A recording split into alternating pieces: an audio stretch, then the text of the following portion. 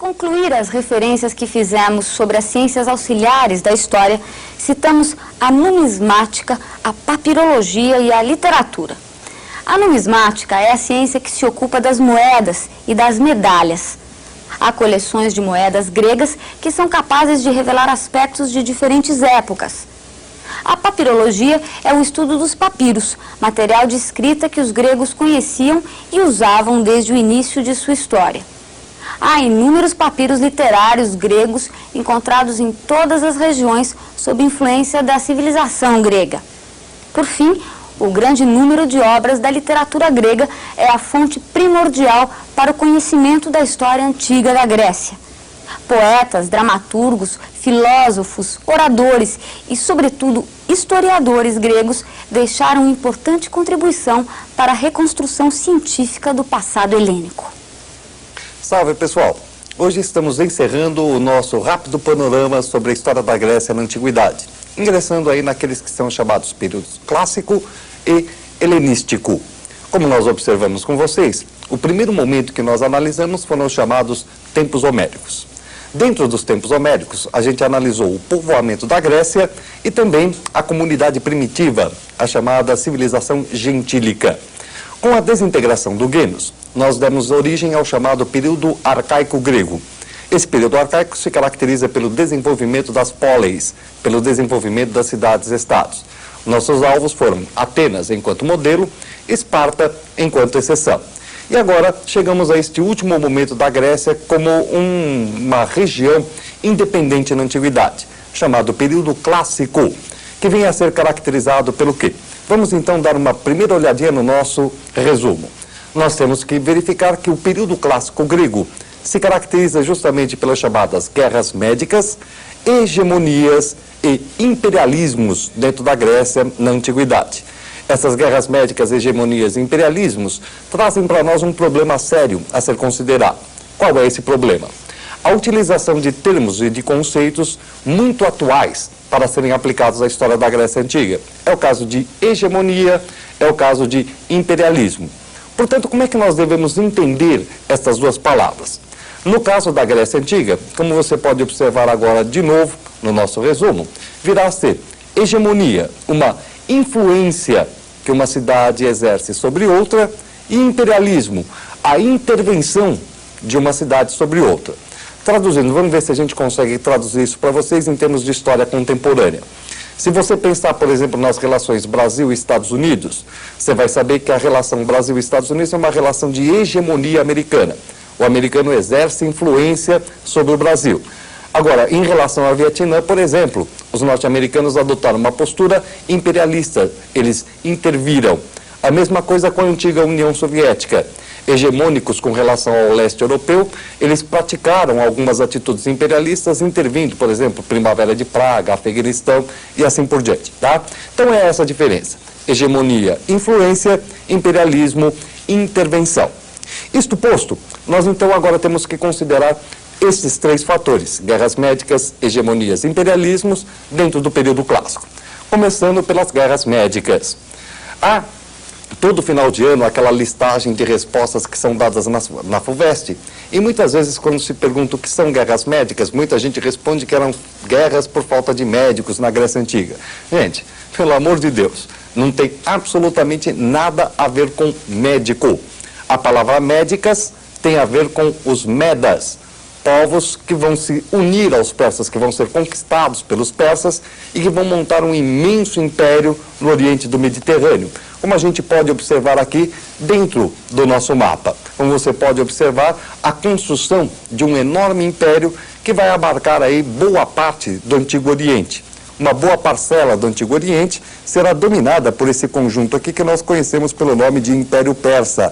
Veja só, saindo daqui, ocupando Mesopotâmia, eles virão para o Oriente Próximo, para a região da Ásia Menor e também aqui para a região do Egito. Como você percebeu, a montagem do Império Persa está seguindo aquela lógica que nós apontamos para vocês na primeira aula, o controle do Mediterrâneo Oriental. E você observa que o controle deste Mediterrâneo Oriental inclui, obviamente, os nossos velhos conhecidos, os gregos. Ou seja, os persas vão se lançar contra a Grécia mais cedo ou mais tarde.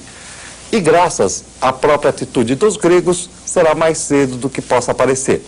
Qual a razão, então, das chamadas guerras médicas? Trata-se de um entrechoque imperialista entre gregos e persas pela posse do Mediterrâneo Oriental, como a gente pode observar no nosso próximo resumo.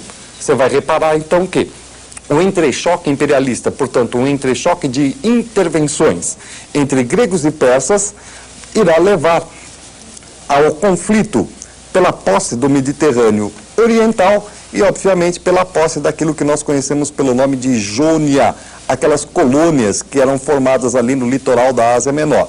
Mais amplamente, portanto, você estará pensando na conquista daquele que é o chamado Mediterrâneo Oriental. Isto posto, nós então vamos ver os persas tentando invadir a Grécia por 2 vezes. Na primeira vez, os gregos vencerão os nossos amigos na famosa Batalha de Maratona. Da segunda vez, os persas lançarão um enorme exército, vencerão os espartanos em Termópilas, mas acabarão derrotados em 2 batalhas, a Batalha de Salamina e a Batalha de Plateia, mais uma vez expulsos dos territórios gregos. Ora, terminada as guerras contra os persas, terminada esta segunda incursão persa, que muitos chamam de Segunda Guerra Médica ou Segunda Guerra Pérsica, uma cidade havia se destacado muito das demais, Atenas, que então fez uma proposta, a proposta de tentar levar a guerra até os persas, montando, portanto, assim uma liga da qual ela assumiu a hegemonia, a chamada Liga ou Confederação de Delos. Paralelamente, como você pode observar aqui no nosso próximo resumo, você vai ver Esparta, uma cidade que também se destaca aí no conjunto das cidades gregas, montando a sua própria liga hegemônica, a chamada Liga do Peloponeso. Então, olha lá, gente. Atenas, Liga de Delos, hegemonia ateniense, Esparta, Liga do Peloponeso. Essas 2 ligas, que começam hegemônicas, vão começar a adotar posturas imperialistas. É o que nós vamos acabar reparando no momento em que você tem Atenas liderando a guerra contra os persas, vencendo os persas e depois forçando todas as cidades a continuarem dentro da Liga de Delos. Este momento transforma a liga hegemônica numa liga imperialista, justamente porque a partir deste momento nós temos Atenas mantendo a sua liga através de intervenções, obrigando os países a continuarem mandando tributos, polos, etc. Você tem Atenas no esplendor da sua cultura. A cultura ateniense está justamente neste momento no famoso século de Péricles, a idade de ouro ateniense, a majestosa cultura grega chega ao seu máximo exatamente nesse momento. Mas justamente porque o ateniense intervém, ele vai acabar intervindo também nos assuntos da cidade de Esparta.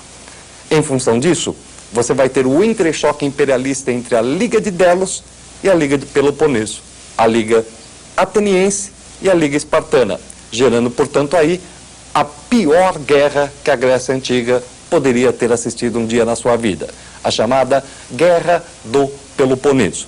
E nós podemos observar, portanto, qual a razão da Guerra do Peloponeso no nosso próximo resumo, em que você vai reparar de fato que a Guerra do Peloponeso nasce em função de um entrechoque imperialista entre Atenas e Esparta, entre a Liga de Delos e aquela que é a Liga do Peloponeso. Pelo quê? Pelo controle da Grécia, uma tentativa de unificar a Grécia sob o comando apenas de uma cidade, apenas de uma liga.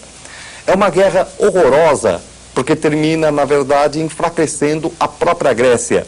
10 anos de batalhas, de corridas, um atrás dos outros, etc. As 2 cidades enfraquecidas, até que Esparta dá uma grande sorte, acaba vencendo a Liga Ateniense e impõe, a partir daí, o término da Liga de Delos, o término do imperialismo ateniense e começa o seu.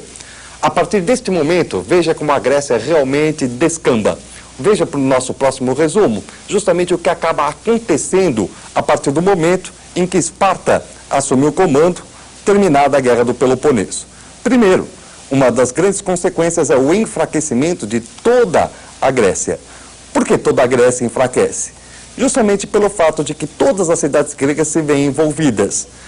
Esparta assume uma postura imperialista, ou seja, o segundo grande imperialismo da Grécia, só que não tem condições para isso. Lembra-se dos problemas dos escravos gregos, dos escravos espartanos. De repente, o imperialismo espartano sempre tem um problema de conter os seus próprios escravos. Em função disso, contra ela acabou se rebelando uma cidade pequena, mas que ganhou importância graças ao fato do espartano estar tentando ser imperialista, a cidade de Tebas. Tebas se levanta contra Esparta, com o auxílio dos persas, e consegue derrotar a cidade de Esparta, impondo seu imperialismo.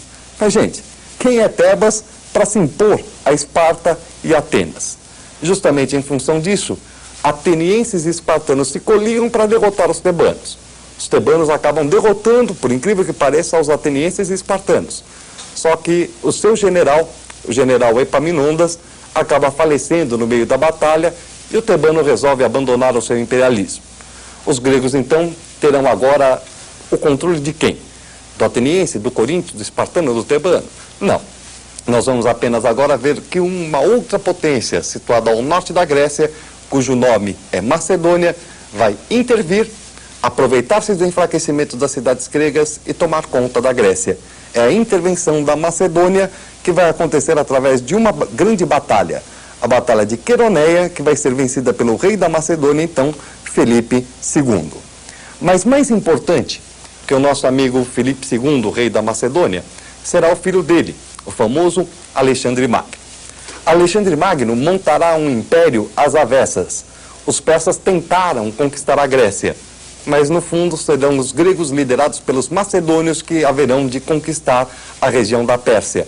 Ao comando de Alexandre Magno cabe, portanto, a grande campanha que nós podemos observar aqui pelo nosso mapa.